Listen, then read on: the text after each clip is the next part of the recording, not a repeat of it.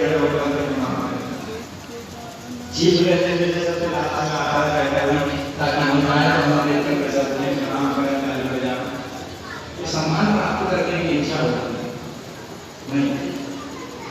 भगवान शिव ने विचार किया तो प्रजापति आए नहीं, दक्ष और ये सब फालतू बातें चल रही अपना बैठ करके राम नाम स्मरण किया जाए। शिव जी तो राम नाम करने लगे, ध्यान करके आए। प्रजापति दक्ष आए, विचार किया, सब लोग उठ करके खड़े हुए, शिव जी को उसके प्रणाम नहीं किया। अब महाराज हजारों ने प्रणाम किया, इसका सुख नहीं है, एक ने प्रणाम क्यों नहीं किया, इसका कांटा चुभ गया। सम्मान का भूखा होता उसको तो ये सब मेरे चरणों में पड़े ना, सिर टेक के। भगवान शिव को ध्यान करके पता नहीं चला आ गए हैं।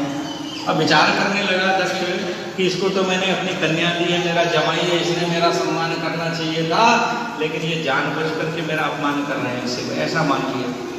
और शिव जी को अनाप शनाप बोलने लगे। अरे शिव तो तुम तो बड़े पाखंडी हो, भविष्य में तुम्हारा भजन करने वाले पाखंडी हो जाएंगे और ऐसा हो जाएगा, जटा रखेंगे, भस्म धारण करने वाले हो जाएंगे, तमाम विचित्र प्रकार के साप भी। शिव जी मौन थे, ध्यान में थे। नंदी भगवान को क्रोध आ गया, भगवान शिव के पार्षद है नंदीश्वर। नंदीकेश्वर ने साप दिया, अरे दक्ष तो जिस मुंह से जो है भगवान शिव की निंदा करता है, शिव जी के लिए अपशब्द बोलता है, तेरा यह मुख बकरे का हो जाए। जैसे बकरा मैं करता है तो तेरे अंदर बहुत मैं है, अपने आप को बहुत बड़ा मानता है, या तेरा मुख बकरे का हो जाए। तेरे जो ये ऋषि मुनि और ये वृद्धवादी ऋषि तेरी सहायता कर रहे हैं, ये सब दंड को प्राप्त करेंगे। भगवान शिव ने शोर सुना, बहिर्मुख हुए, बाहर देखा, दक्ष और नंदी में झगड़ा चल रहा है। समझदार आदमी क्या करता है, जहाँ झगड़ा हो रहा होता है चुपचाप उठ के वहाँ से चले जाओ, तभी झगड़ा शांत होगा। नहीं आपने एक बात कही, हमने दो कही, आपने चार कही, हमने छह कही, झगड़ा तो बढ़ता चला जाएगा। अब बाद में पछतावा होता है कि अरे हम क्यों ऐसा बोल बैठे। भगवान शिव ने नंदी का हाथ पकड़ा, बोले चलो नंदी, झगड़ा क्यों करना, चल पड़े। कैलाश में चले गए। अब तो महाराज भगवान शिव के मन में कोई बोध नहीं, क्योंकि जिसको सम्मान नहीं चाहिए उसको अपमान का क्या बोध है। भगवान शिव तो कैलाश में जाकर सती जी के साथ विहार करने लगे, और इधर प्रजापति दक्ष के मन में आ गया, मैं शिव का कैसे अपमान करूं, कैसे इनको छोटा दिखाऊं। एक बहुत बड़ा यज्ञ किया, कनकल हरिद्वार में यज्ञ रखा। उस यज्ञ में समस्त देवताओं को बुलाया, ऋषियों को बुलाया, लेकिन जानबूझकर भगवान शिव को नहीं बुलाया। यह बात सती जी को देवताओं से, देवपत्नियों से पता चली। सती जी ने पूछा, आप सब लोग विमानों में कहाँ जा रही हो? कहा देवी आपको पता नहीं, आपके पिताजी ने इतना सुंदर यज्ञ रखा है, बहुत बड़ा, सृष्टि का प्रथम यज्ञ है, और क्या आपको निमंत्रण नहीं थी? आप क्या बोलती? जब पड़ोसी से कोई सब खबर ऐसी सुनने को मिली तो बड़ा कष्ट होता है, भाई तुमने हमें नहीं बताया, हमें दूसरों से ये बात सुनने को मिली। लोग कहते हैं क्या हम इतने पर आए हो गए। वही बात अब सती जी के मन में आ गई, पिताजी ने क्यों नहीं खबर भेजा। अब भगवान शिव से कहने लगे, प्रजापते स्ते स्वस्पृश्य सांप्रतम निर्यापितो यज्ञ महोत्सव किल वयं च तत्राभिसराम वामते यथार्थितामि यद्यार्थितामि विबुधा व्रजन्ति। हे भगवान भूत भावन भोलेनाथ शिव जी, ये नहीं कहा मेरे पिताजी के घर में यज्ञ हो रहा है। माताएं बहुत चतुर होती, महाराज अपनी बात मनमानी होती है। जी के घर में यज्ञ हो रहा है और हमें चलना चाहिए, चलिए। भगवान शिव बोले, देवी वैसे तो माता पिता मित्र पुत्र और गुरुजनों के घर में जाने में कोई संकोच नहीं, कभी भी जाया जा सकता है, निमंत्रण की कोई आवश्यकता नहीं, अब नहीं है। लेकिन तदप विरोध मान जहाँ कोई तहाँ गए कल्याण न हो। जहाँ कोई आपका विरोध मानता हो वहाँ नहीं जाना चाहिए, अपमान ही होगा। सती जी ने कहा, प्रभु वहाँ कौन आपका विरोध करता है? देखिए भगवान शिव हमको जीवन जीना सिखा रहे हैं। आज तक शिव जी ने बताया नहीं था कि हमारा झगड़ा हो गया था एक दिन तुम्हारे पिताजी से। अब बताना पड़ा कि देवी आपके पिताजी मुझसे बैर रखते हैं, इसीलिए मेरा अपमान करने के लिए यज्ञ किया है। एक दिन ऐसी ऐसी बात हुई ब्रह्म सभा में, और उन्होंने हमसे दुख मान लिया हमारी लीला से। हमने तो उनका अपमान किया नहीं, उन्होंने सोच लिया, उसी का बदला लेने के लिए आज हमें अपमानित करने के लिए यज्ञ किया है। ये हमको शिक्षा दे रहे हैं भगवान। आज का आदमी होता तो घर आते ही अपनी पत्नी से कहता कि आज तेरे बाप ने मेरा अपमान कर दिया और जा तू भी अपने बाप के पास चले जा, और कलह होता घर में। लेकिन भगवान ने सिखाया कि भाई बाहर की बात बाहर रहने, बताई नहीं। आज जब अवसर आया और पत्नी ने बार बार जब ससुराल चलने को कहा, तब भगवान ने कहा देवी मैं कहना तो नहीं चाहता था, लेकिन अब आप सुनो। एक दिन ऐसे ऐसे हमसे उनका बैर हो गया। माता सती ने सोचा भाई झगड़ा हो गया, लेकिन इसको सुलझाना चाहिए। मेरे तो पिता है, मैं जाऊं और बात करूं और उनको समझाऊं। कहा प्रभु आप नहीं चल रहे हो तो मुझे आज्ञा दे दो। बार बार समझाया सती ने, देवी वहां जाके कल्याण नहीं होगा। जब सती जी नहीं मानी, भगवान ने कहा भाई वही है सोई जो राम रच राखा, तो कर तर्क बड़ा वैसा का, देवी जाओ। साथ में नंदी भृंगी आदि गणों को भेज दिया। भगवान शिव तो भजन करने लगे, जानते हैं क्योंकि क्या होने वाला आगे, शिव जी से कुछ छिपा नहीं है। सती जी जब माता पिता के घर गई, दक्ष ने देख करके अनदेखा कर दिया, गुस्सा आ गया अपनी पुत्री को देख करके। ये हम लोग बड़ा गलत करते हैं महाराज। हम तो जगह जगह कथा करने जाते हैं, कई जगह ऐसे मिलते हैं भाई भाई से नहीं बोल रहा है, परिवारों में महाराज प्रेम नहीं है। लोग कहते हैं महाराज जी हमारे घर में अखंड रामायण का पाठ कर दो। हमने कहा ठीक है हो जाएगा, सबको बुलाओ। भैया क्यों नहीं आए? बोले महाराज हमसे तो उनका झगड़ा है। अरे तो रामायण का पाठ क्यों करवा रहे हो भाई? रामायण तो सिखाती है ये राम और भरत का प्रेम। बोले महाराज फलाने प्लॉट के चक्कर में झगड़ा हो गया। अरे इतने बड़े अयोध्या के राज्य को राम जी ने कहा भरत तुम बनो राजा, भरत कहते राम जी आप बनो। दोनों ने ठुकरा दिया आपसी प्रेम के लिए, और तुम छोटे से जमीन के भाग के लिए आपस में एक माता के गर्भ से उत्पन्न हुए भाई झगड़ा करते हो। कौन साथ लेकर के जाएगा इस भूमि को भाई?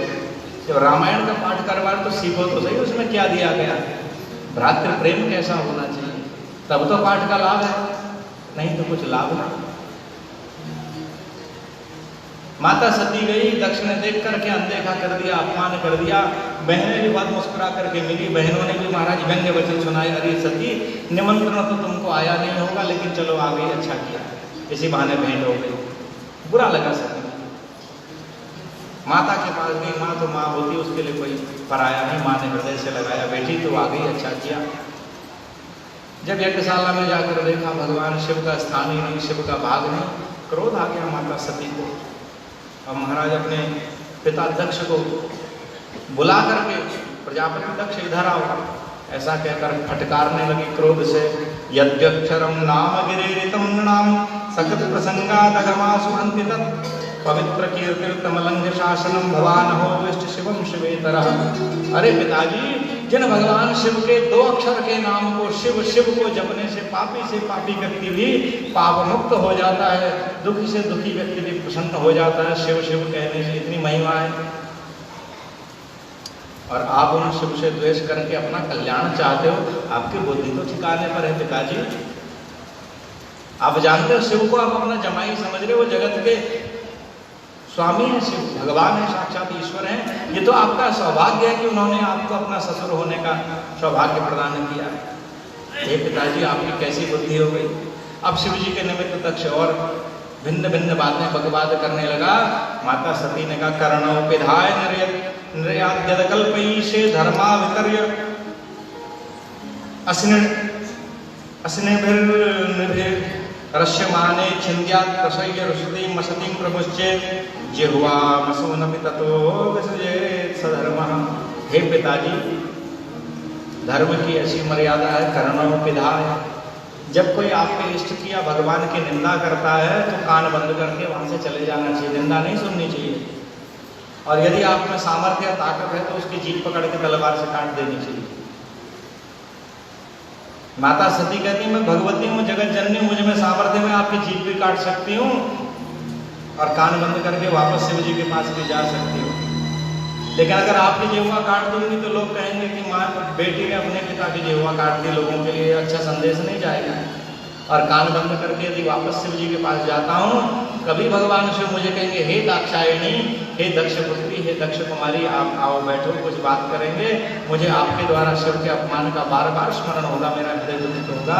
इसलिए दक्ष शुक्र संभव हृदय ही, आपके द्वारा यह मेरा शरीर उत्पन्न हुआ, अब मैं इस शरीर को नहीं रखूंगी, अगला जन्म लूंगी।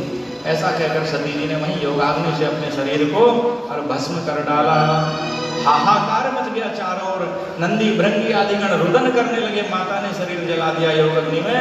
अब तो महाराज वो यज्ञ को विध्वंस करने लगे। दक्ष के सैनिकों ने नंदी आदि गणों को मार पीट कर भगा दिया। कम गण साथ गए थे, भगवान शिव को जाकर के बताया, प्रभु ऐसे ऐसे माता का अपमान किया, माता आपका अपमान नहीं सहन कर पाई, माता ने योगाग्नि से अपना शरीर विध्वंस कर दिया। भगवान शिव क्रोध में उठ करके खड़े हो गए अपने आसन से, अपने सिर से एक जटा को महाराज उखाड़ करके एक चट्टान पर पटक दिया जोर से, और भगवान के संकल्प से उस जटा से ही वीरभद्र जी की उत्पत्ति हो गई। बोल वीरभद्र भगवान की जय। वीरभद्र भगवान शिव के सम्मुख उपस्थित हुए। प्रभु क्या आज्ञा? कहा चंडिका महाकाली को ले जाकर और दक्ष के यज्ञ को विध्वंस कर दो। दक्ष के यज्ञ को विध्वंस कर दिया। दक्ष के सिर को तलवार से काटना चाहा, लेकिन तलवार से नहीं कटा, क्योंकि भृगु ऋषि ने अभिमंत्रित कर दिया था कोई अस्त्र शस्त्र दक्ष के सिर को काट नहीं सकता। तो इन्होंने कहा कोई बात नहीं, अस्त्र शस्त्र से नहीं काट सकूंगा। तलवार छोड़ दी और वीरभद्र ने अपने नाखूनों से ही इसके सिर को पकड़ करके ऐसे घुमा करके धड़ से अलग कर दिया, जैसे कोई मुर्गी के सिर को पकड़ के हाथ से ही तोड़ दे, और उठाकर सिर को यज्ञ की जो अग्नि प्रज्वलित हो रही थी यज्ञ कुंड की, उसी में स्वाहा कर दिया। अब तो हाहाकार हो गया। सृष्टि का पहला यज्ञ और पहले यज्ञ के यजमान का ही सिर भस्म हो गया, तो कल को कौन यज्ञ करेगा भाई? लोग कहेंगे यज्ञ करके तो कल्याण नहीं होता, यजमान का सिर कट गया था। ये यज्ञ जरूर पूर्ण होना चाहिए, कैसे करें? सबने ब्रह्मा जी की स्तुति करी। ब्रह्मा जी ने कहा शिव जी नाराज हुए, उन्हीं के पास चलो और शिव जी को मनाओ। अब तो समस्त देवता ऋषि मुनि और सब महाराज शिव जी के पास पहुंच गए और कैलाश में जाकर भगवान शिव से प्रार्थना करने लगे।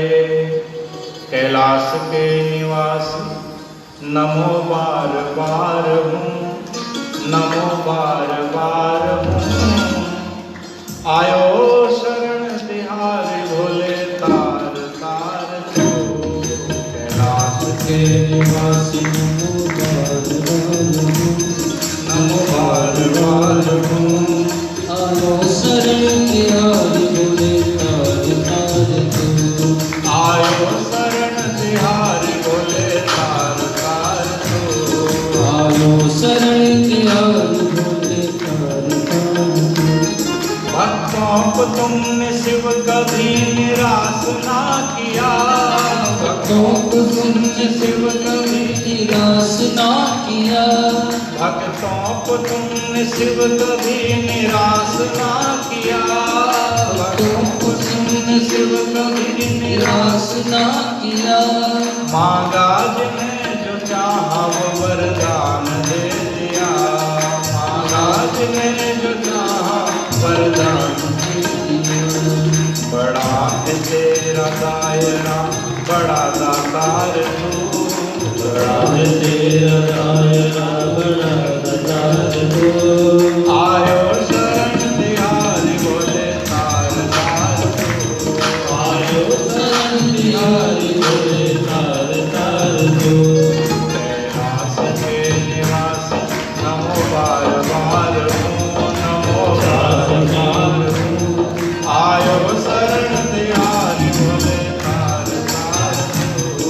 आयो शरण तिहारी भोले तार तार तू।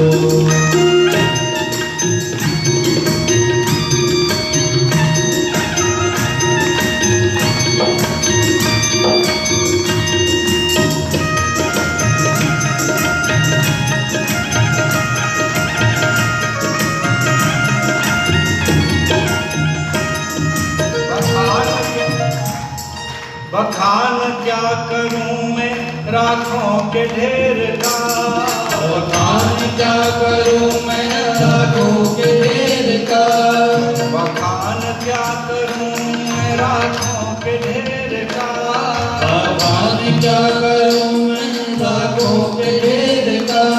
लिपटी बभूत में खजाना कुबेर का, लिपटी बभूत में खजाना कुबेर का, लिपटी बभूत में खजाना कुबेर का, लिपटी बभूत में खजाना कुबेर का। हे गंगधार, हे गंगधार मुक्ति द्वार ओंकार, हे गंगाधार मुक्ति द्वार ओंकार तू आयो शरण दयाल आयो शरण दयाल बोले तार तार तू कैलाश के निवास नमो बार बार हो बार बार हो आयो शरण दयाल बोले तार तार हो आयो शरण दयाल बोले तार तार हो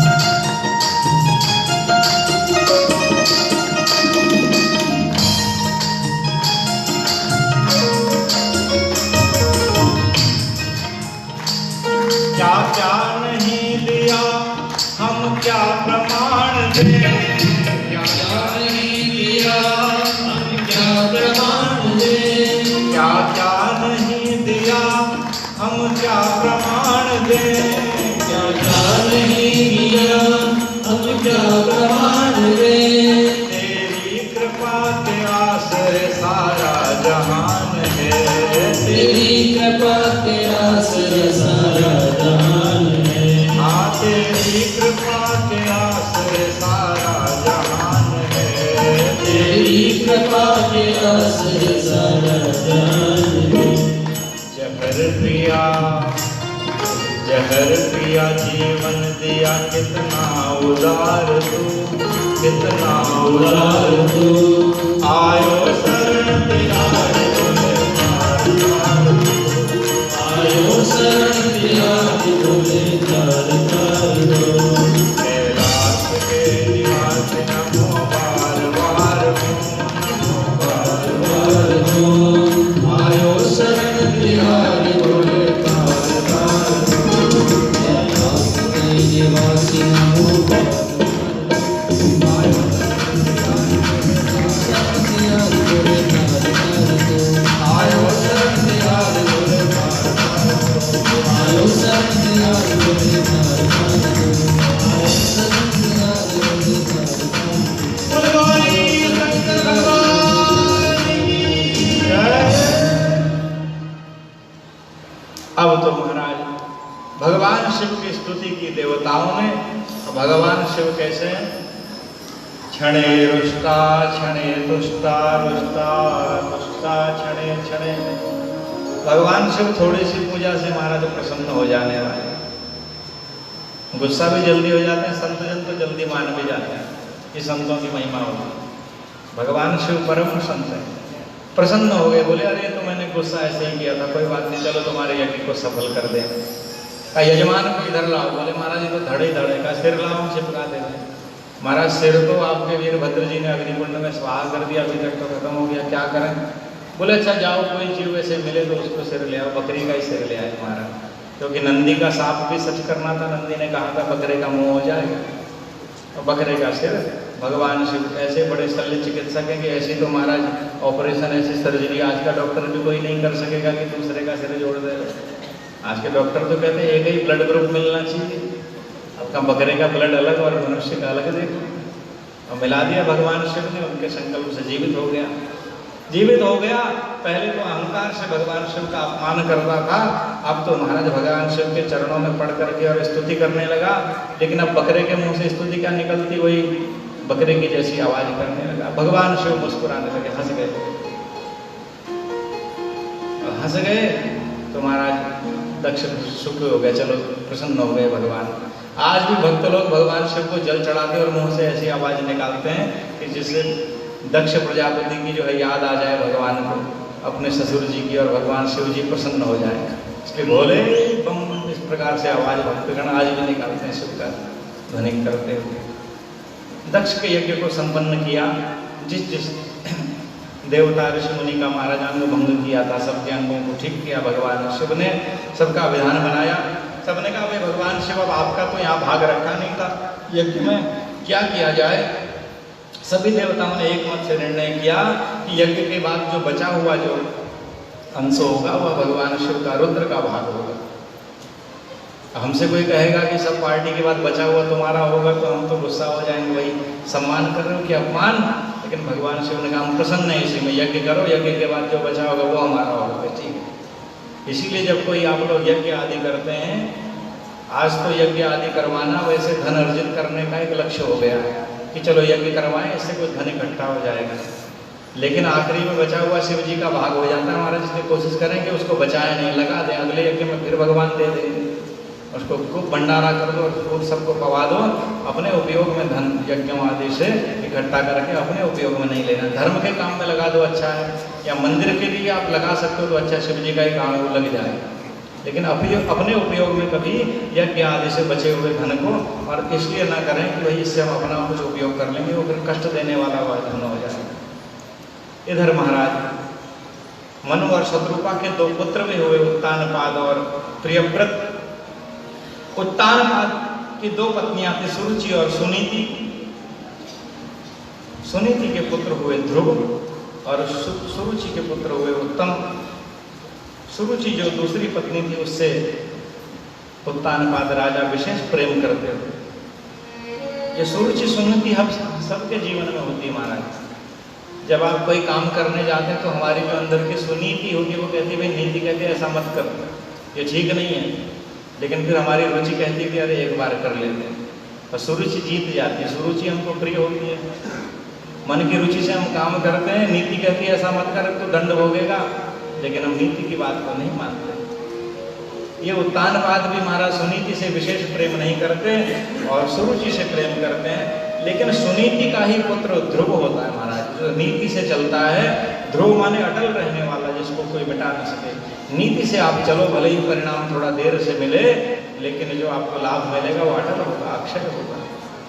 सुनीति के पुत्र ध्रुव हैं और सुरुचि के पुत्र हैं उत्तम। एक दिन दोनों बालक खेल रहे थे, खेलते खेलते और खेल खेल में पिता की गोद में बालक ध्रुव चढ़ गया। बालक तो बालक है, पिताजी को देखता है तो ऐसे हाथ कर देता है कि पापा गोद में ले लो। बच्चे का मन होता है पिता की गोद में जाने।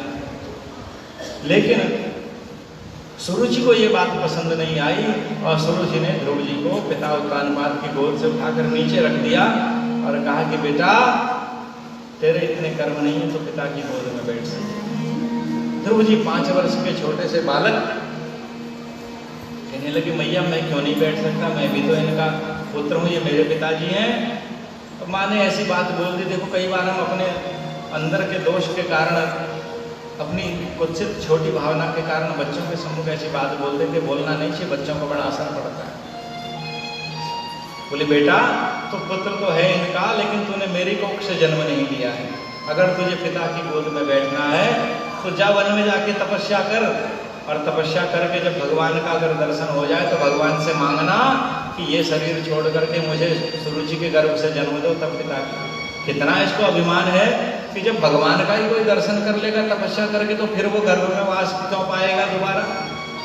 लेकिन करी भगवान का दर्शन करके तपस्या करो, फिर भगवान से मांगो कि मेरे गर्भ से जन्म लो। मतलब कि तुम्हारा गर्भ इतना पवित्र हो गया कि भगवान तुम्हारे गर्भ में फिर किसी को भेजेंगे।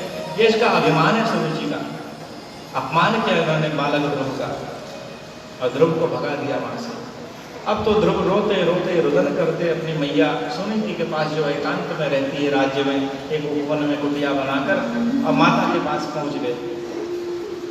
रो रहे हैं, सिसकियां ले रहे हैं, बार बार माता पूछती है, मुंह से इन्होंने कुछ कहा नहीं। भक्त किसी की शिकायत नहीं करता महाराज, बस रो रहे हैं अपने आप ही, प्रभु क्या हो गया। और बालकों से पूछा सुनीति ने, तब मित्रों से पता चला कि आज ऐसी ऐसी घटना राज्य में। अभी माँ ने कहा अरे बालक तो इसमें रो क्यों रहा है। तेरी भी माता सुरुचि ने, जो सौतेली माता, उसने बिल्कुल ठीक कहा। तो पिता की गोद में ही तो बैठना चाहता है। सबके पिता तो भगवान श्री हरि नारायण है, सबको जन्म देने वाले वही हैं। बहुत अच्छी बात कही उसने, तपस्या कर। बस यही गलत कहा कि मेरा गर्भ मांगना, तू तो भगवान की गोद मांग ले, तपस्या कर जा। धन्य है वो माता। कौन माँ अपने पुत्र को वन में भेज देगी 5 वर्ष के बालक को कि जा वन में तपस्या कर। लेकिन माता धन्य है सुनीति का जा पुत्र और वन में जाकर तप करो और भगवान को प्राप्त करो। माता को प्रणाम करके 5 वर्ष का बालक चल पड़ा। आप दृश्य लाइए अपने हृदय में, छोटा 5 वर्ष का बालक अपना नाम सही से नहीं बता पाता किसी को, और कैसे वन में गया होगा, कैसे क्या खाएगा क्या पिएगा, कितनी चिंता।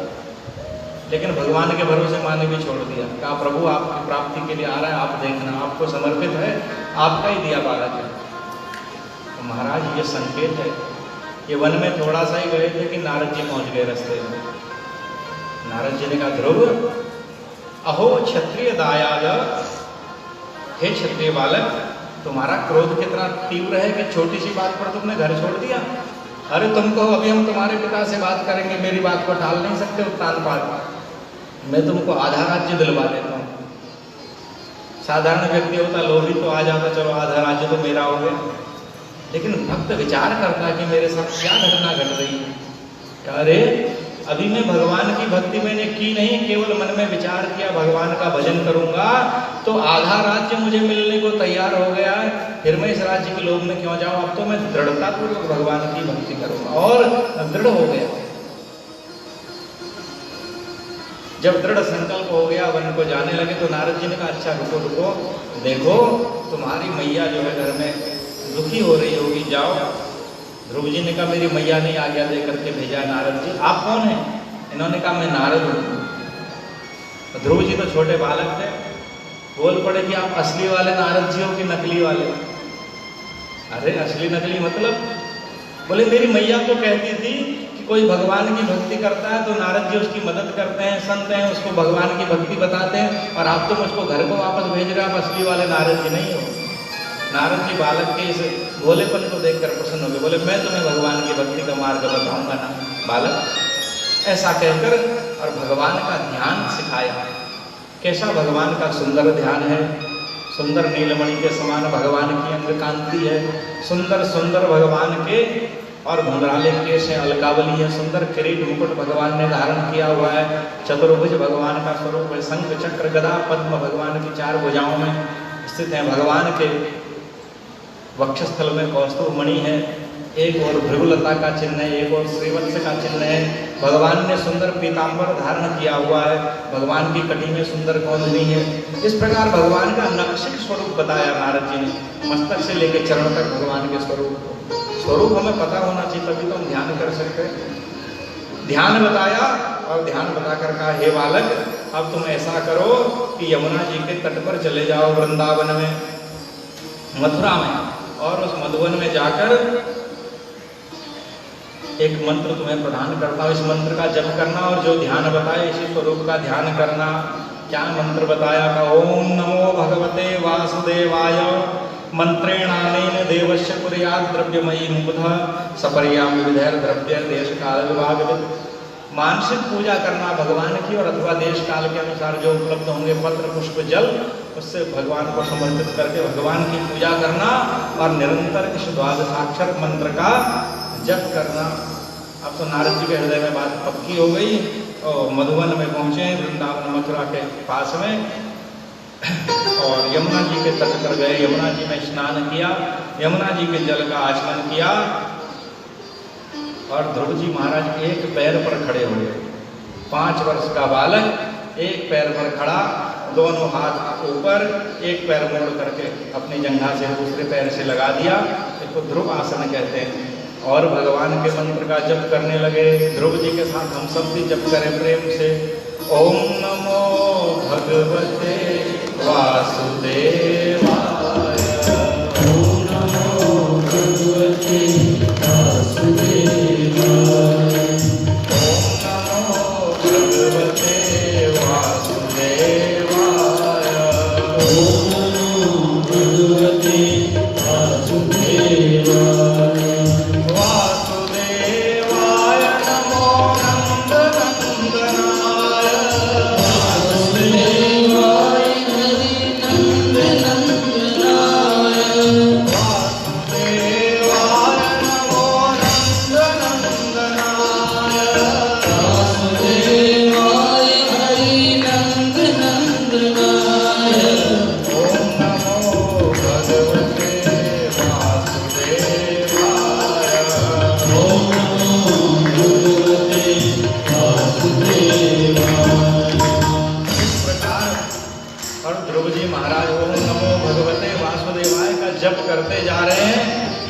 और कैसी उनकी स्थिति है। त्रिरात्रांते त्रिरात्रांते कपित्थवदराशनः आत्मवृत्त्यनुसारेण मासं निन्यर्चयन् हरि। 3 दिन 3 रात्रि तक लगातार ओम नमो भगवते वासुदेवाय ओम नमो भगवते वासुदेवाय ये जप करते रहे। और 3 दिन के पश्चात क्या करते हैं, कपित्थ कैथे का फल और बदर बेर का फल खा लेते हैं, थोड़ा सा भगवान को समर्पित करके। 1 महीने तक यही करते रहे। माने महीने में 10 दिन उन्होंने कैथे और बेर के फल खाए और वही लगन लगी है। ओम नमो भगवते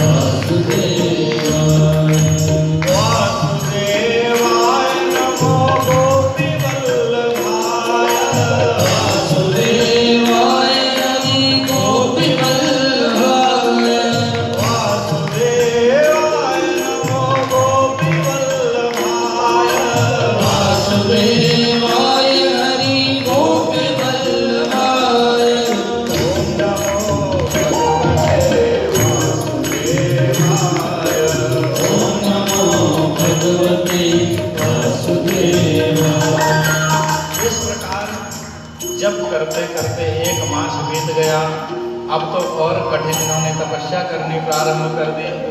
पहले 3 दिन 3 रात्रि के बाद कहते और बेर के कुछ फल खा लेते, लेकिन अब द्वितीयम च तथा मासम षष्ठेर भगवो दिने 6 दिन 6 रात्रि तक वही इस प्रकार खड़े होकर ओम नमो भगवते वासुदेवाय ओम नमो भगवते वासुदेवाय ओम नमो भगवते वासुदेवाय जप करते रहे।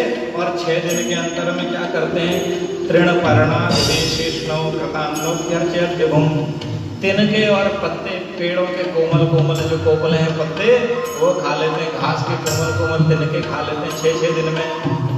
और साथ में वही जप चल रहा है, ओम नमो भगवते वासुदेवाय ओम नमो भगवते वासुदेवाय ओम नमो भगवते वासुदेवाय ओम नमो भगवते वासुदेवाय वासुदेवाय नमो वासुदेवाय वासुदेवाय नमो वासुदेवाय वासुदेवाय नमो वासुदेवाय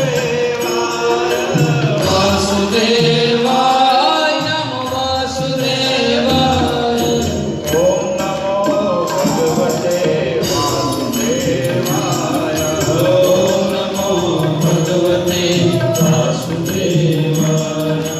2 मास बीत गए ऐसे ही। अब 2 मास के पश्चात तीसरे महीने और इन्होंने अपने शरीर को कसा।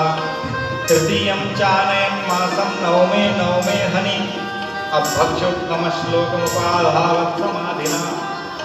तीसरे महीने में क्या हुआ, तिनके और पत्ते भी खाने छोड़ दिए, अब भक्षण केवल जल पान करने लगे।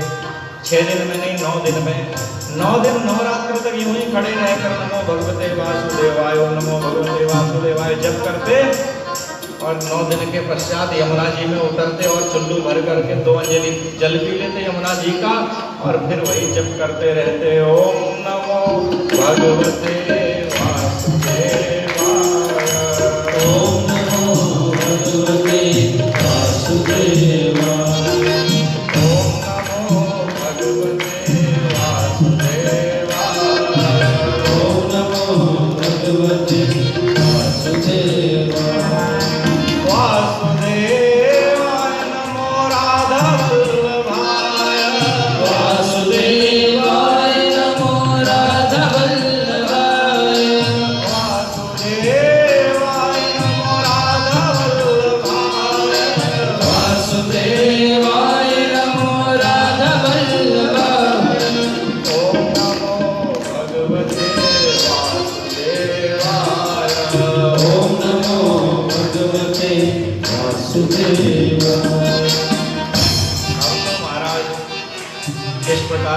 जप करते करते 3 महीने बीत गए। अब समाधि लगने लगी ध्रुव जी की। चौथे महीने में और कठोर तप किया। अभी तक जल पी करके रह रहे थे 9 दिन के अंतराल में, अब जल भी त्याग दिया। चतुर्थम अपि वै मासम द्वादशे हनि 12 दिन के अंतर में। और वायु भक्षो जित श्वासो ध्यायन देवमधारयन। अब तो केवल वायु का पान करने लगे। वायु का पान प्राणायाम करके वायु को चढ़ा लेते। महाराज जित श्वास हो गए, श्वास को जीत लिया और वायु को लेकर के उसी वायु को बाहर छोड़ देते। 12 दिन बाद, ये नहीं बराबर खाली सांस ले रहे हैं। एक बार प्राणायाम करके सांस खींच ली, भगवान के ध्यान में लग के फिर वो सांस 12 दिन तक छोड़ी नहीं। ऐसी उच्च अवस्था ध्रुव जी की हो गई। और साथ में भगवान के चरणों में वही प्रेम बना हुआ है, वही जब की लय लगी हुई है।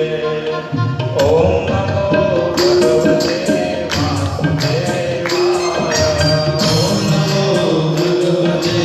वासुदेवाय। ओम नमो भगवते वासुदेवाय। ओम नमो भगवते वासुदेवाय। ओम नमो भगवते वासुदेवाय। वासुदेवाय नमो नंदनंदनाय। वासुदेवाय नमो नंदनंदनाय। वासुदेवाय नमो नंदनंदनाय। वासुदेवाय नमो नंदनंदनाय।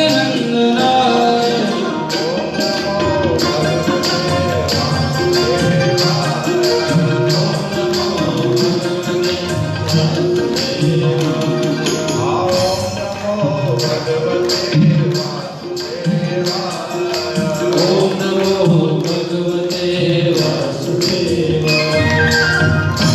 अब तो महाराज 4 महीने बीत गए। 5वें महीने में वायु का भक्षण भी छोड़ दिया, श्वास लेना भी छोड़ दिया। जो श्वास भीतर की भीतर रह गई, बाहर की बाहर रह गई। ऐसा इनका ध्यान लगा। पंचमे मास्यनु प्राप्ते जित श्वासो नृपात्मज ध्यायन ब्रह्म पदैकेन तस्थौ स्थाणु निवाचल। जैसे कोई पर्वत खड़ा रहता है अचल, जैसे कोई वृक्ष खड़ा रहता है, ऐसे एक पैर से, पैर के अंगूठे से और हाथ दोनों ऊर्ध्वबाहु होकर और ओम नमो भगवते वासुदेवाय, ओम नमो भगवते वासुदेवाय, इस प्रकार जप करते करते वायु का पान भी जब छोड़ दिया, त्रिलोकी में हाहाकार मच गया। देवताओं को श्वास लेना दूभर हो गया, वायु चलना बंद हो गया, ऑक्सीजन खत्म हो गई समझो आप। हाहाकार करने लगे। देवताओं ने विचार किया कि हमारा श्वास अवरुद्ध क्यों हो रहा है, अभी तो भगवान की सृष्टि का प्रारंभ है, सृष्टि के प्रलय का समय नहीं है, क्या बात हो गई। ब्रह्मा जी के पास पहुंचे। ब्रह्मा जी ने कहा भगवान के पास ही पहुंचो। श्री हरि नारायण के पास पहुंचे, वैकुंठ में कहा प्रभु हमारी रक्षा करो, त्राहि माम पाहि माम रक्ष माम। क्या हो गया देवताओं? कहा महाराज पता नहीं क्यों हमारा श्वास अवरुद्ध हो रहा है, श्वास लेने में परेशानी हो रही है। क्या आपका संकल्प बदल गया, आप अभी से सृष्टि का विनाश करना चाहते हैं? भगवान ने कहा नहीं नहीं, ऐसा तो कोई विचार नहीं। कहा महाराज फिर क्यों हमारा श्वास रुक रहा है? भगवान ने बड़ी सुंदर बात कही। माँ वैष्ट बालम तपसो दुरत्यया निवर्तयिष्ये प्रतियात्मधाम यतो हि वह प्राण निरोध आसीदोत्तानपादिर्मयि संगतात्मा। आपका श्वास इसलिए रुक रहा है क्योंकि ये समस्त अनंत कोटि ब्रह्मांड मेरे भीतर विराजमान है, भगवान के विराट स्वरूप के अंदर। और मेरे स्वरूप को उस उत्तानपाद के पुत्र ध्रुव ने अपने हृदय में धारण कर लिया है। 5 महीने से मेरा ऐसा ध्यान कर रहा है, न किसी को देखता है, न किसी की सुनता है, न किसी से बोलता है। मेरे ध्यान में उसने ऐसा अपना मन लगा दिया है कि उत्तानपादिर्मय संगतात्मा, उसने अपनी आत्मा से मेरी आत्मा को जोड़ लिया। उसने श्वास रोक करके रखा है, इसलिए मेरा भी श्वास रुका है। और मेरे भीतर समस्त ब्रह्मांड है, इसलिए तुम सबका श्वास रुक रहा है। अरे महाराज तो जल्दी जाकर के उसको दर्शन दो, नहीं जब तक आप थोड़ी और देर करोगे हमारी तो छुट्टी हो जाएगी। भगवान ने कहा चिंता मत करो देवताओं, मैं जाऊंगा, लेकिन उसको दर्शन देने नहीं जाऊंगा, ऐसे भक्त का दर्शन करने जाऊंगा। भगवान भी ऐसे भक्त का दर्शन करने जाते हैं। इसमें लिखा है सहस्र शीर्षा ततो गरुड़ता। वो सहस्र शीर्षा भगवान गरुड़ के ऊपर विराजमान होकर के और क्या करने गए? मधुर वनम नृत्य दीक्षयागतः, अपने भक्त के दर्शन के लिए मधुवन में पहुंच गए। और भगवान जैसे ही सामने आए, अब ये तो आंखें बंद करके बैठे हैं, भगवान बाहर से पुकार रहे हैं, ध्रुव मैं आ गया। लेकिन वो भीतर के दर्शन में इतना आनंद है कि बाहर की कुछ बात सुनाई नहीं देती, समाधि लगी।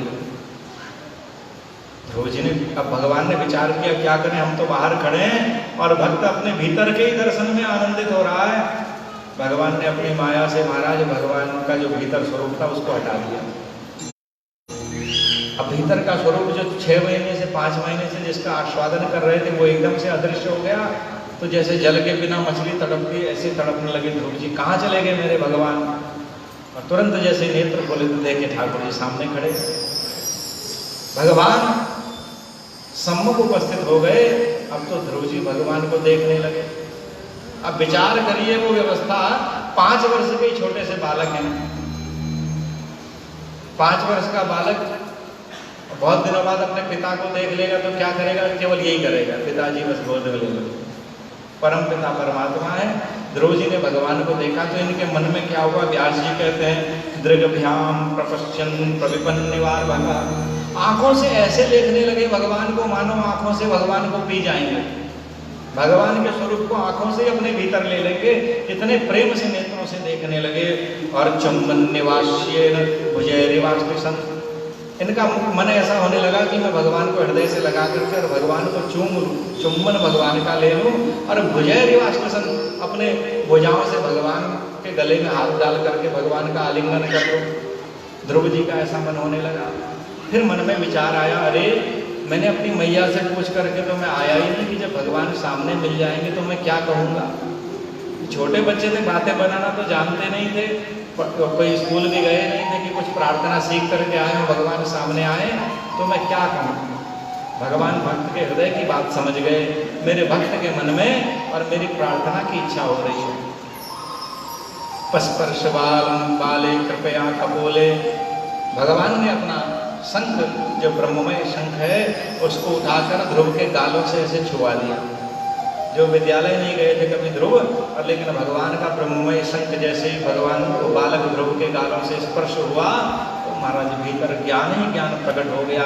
इतनी सुंदर स्तुति की ध्रुव जी कहने लगे, हे प्रभु यो अंतः प्रविश्य मम वाचमिमां प्रसुप्ता संजीवयत्यखिल शक्तिधर स्वधाम्ना अन्यास्य हस्तचरणश्रवणत्वगादीन् प्राणान् नमो भगवते पुरुषाय तुभ्यम्।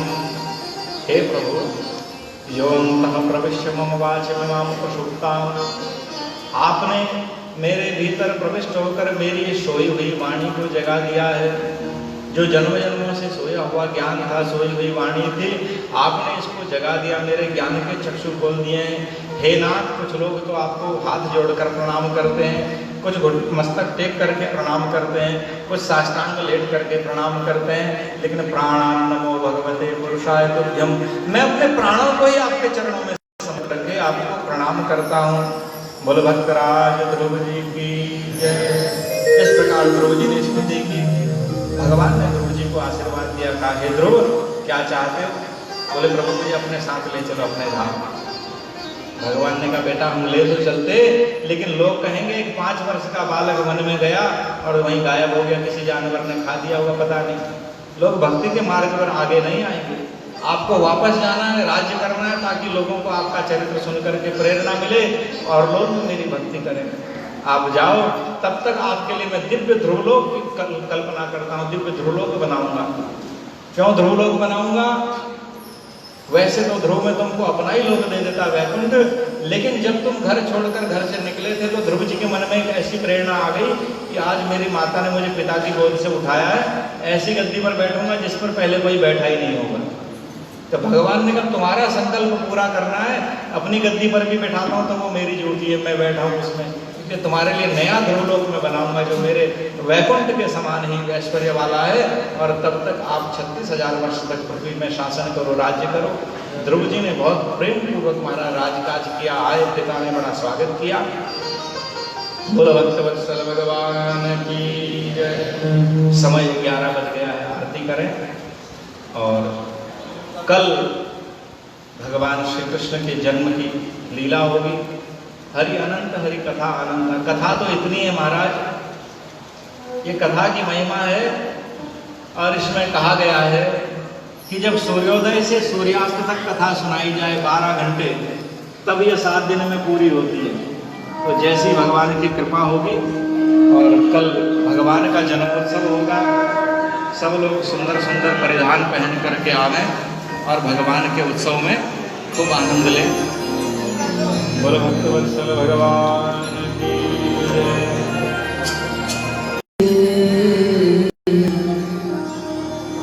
श्रीमद्भागवत भगवान की आरती, पापियों को पाप से है तारती। भागवत भगवान की है आरती, पापियों को पाप से है तारती।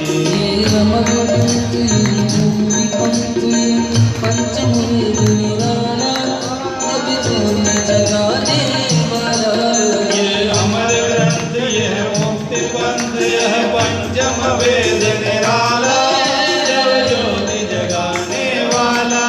हरि नाम यही हरि नाम यही, हरि नाम यही हरि नाम यही, मंगल की आरती, पापियों को पाप से है तारती। श्री भागवत भगवान की है आरती, पापियों को पाप से है तारती। शांति गीत पावन गीत पापों को मिटाने वाला, हरि दर्शन कराने वाला। ये शांति गीत पावन पुनीत पापों को मिटाने वाला, हरि दर्शन कराने वाला। ये सुख करनी ये दुख हरनी, ये सुख करनी ये दुख हरनी। मधुसूदन की जय हो। आरती, पापियों को पाप से है तारती। भागवत भगवान की आरती, पापियों को पाप से है तारती। मधुर बोल मधुकुंज खोल, सन्मार्ग बताने वाला, बिगड़ी को बनाने वाला। ये मधुर बोल सतपंथ को सन्मार्ग दिखाने वाला, बिगड़ी को बनाने वाला। श्री राम यही घनश्याम यही, श्री राम यही घनश्याम यही, मधुरे महिमा की आरती, पापियों को पाप से है तारती। भागवत भगवान की आरती, पापियों को पाप से है तारती। पापियों को भगवान की आरती, पापियों को पाप से है तारती। पापियों को पाप से है तारती। पापियों को पाप से है तारती। जलिल शुद्धीकरण पुष्पे देवाभिवंदनम आरोग्यार्थे आत्माभिवंदनम मंत्रोष्पांजलि। ओम चित्तेन्द्रमय चंद्रदेवासान धर्मान्य सन्नादेनाकं महिमाना सचंद्र पूर्वे साध्या सप्तदेवानां पुष्पाणि यथा कालो भवान् च पुष्पांजलिना दत्ताख्याना परमेश्वर मंत्र पुष्पांजलि समर्पयामि। बोलिए भागवत भगवान की, बोल वृंदावन बिहारी लाल की। एक बात, सभी लोग जितने इस पंडाल में पहुंचे हैं, एक तो आरती ले लीजिए, प्रेम पूर्वक आरती ले। सभी लोग आरती लेके जरूर जाएं। सभी लोग आरती लें, आरती की थाली आपके मध्य में आ रही है, आरती लें और प्रेम से प्रसाद लें। दूसरी बात, श्रीमद् भागवत यज्ञ महोत्सव का आज हम तृतीय दिवस में पूज्य महाराज श्री के द्वारा बहुत ही सुंदर कथा का प्रसंग पूज्य महाराज श्री के मधुरकंठ के द्वारा श्रवण किया। कल कथा प्रसंग में रामावतार की कथा, राम जी का जन्मोत्सव बड़े धूमधाम से मनाया जाएगा। और उसके बाद कथा के अंत में जो हम सभी लोग उत्सव मनाएंगे, भगवान कन्हैया जी का जन्मोत्सव बड़े धूमधाम से मनाया जाएगा। आप सभी लोगों से निवेदन है कल आप ज्यादा से ज्यादा संख्या में पधारें और सभी लोग सज धज के आए, पीले पीले वस्त्र पहन के आए और साथ में अपने साथ अपने श्रद्धा के अनुसार माखन मिश्री टॉफी खिलौने इत्यादि जरूर लेके आए। और जिनके घर में बाल गोपाल जी ठाकुर जी हैं वो भी ठाकुर जी को कथा श्रवण हेतु लेके आए और अपने बालकों को भी लेके आए। और सुंदर झांकी भी होगी कल की और बहुत ही मधुर भजन कल होंगे। हमारे बीच में वृंदावन से सभी संगीत मंडली पधारी है, सुंदर सुंदर भजनों का भी आनंद लेंगे। बोले वृंदावन बिहारी लाल की, धर्म की, अधर्म का, प्राणियों में विश्व का, गौ माता की, सत्य सनातन धर्म की, लक्ष्मी नारायण भगवान की, गौरी शंकर भगवान की, हनुमान जी महाराज की, आज के आनंद की, मित्र मंडली की, भक्त मंडली की, व्यास जी महाराज की। जय जय श्री राधे, जय जय श्री राधे, जय जय श्री राधे श्याम। नाना सुगंध पुष्पाणि धात कालो भगवान जा पुष्पांजलि निर्माता गृहाणाम परमेश्वर। बोले वृंदावन बिहारी लाल की। परिक्रमा करके प्रणाम करके सभी लोग आरती लें, प्रसाद लें। सुंदर भजन भैया की जी द्वारा।